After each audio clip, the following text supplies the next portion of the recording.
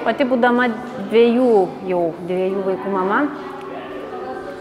supratau ir pajutau poreikį kažkokios įdomesnės veiklos mamom, kurią jos galėtų daryti kartu su savo vaikais.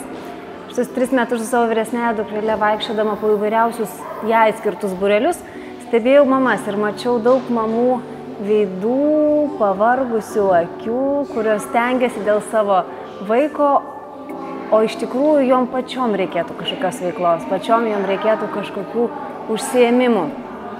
Ir supratau, kad patiems vaikams geriausia mokykla ir geriausia mokytoja tai yra mama.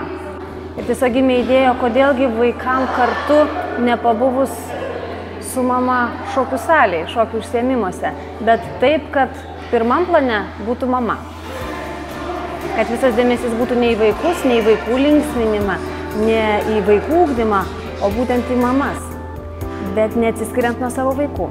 Tai ir gimė tokia idėja vienoje salėje suburti ir mamas, ir jų vaikus, kad vaikai savo laisvai galėtų žaisti, bendrauti su bendramžiais, o mamos tuo metu saugiai, jausdamos, kad šalia kažkur tai yra jų vaikas, taip pat susikoncentruoti save ir pasimėgauti šokių, pasimėgauti muziką.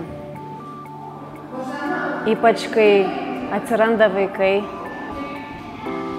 jaučiasi, kad norisi išjudėti. Gal ne visada yra to laiko ištrūkti iš namų, šeimos, palikti kažkam tai vaikus, išeiti į sporto klubą ar į šokių salę, bet čia gali pasiimti savo vaiką ir kartu ateiti pašokti. Ir kaip tikslas yra tokio užsiėmimo, kad su laiku vaikai patys jungtųsi prie mamų ir kartu pradėtų šokti.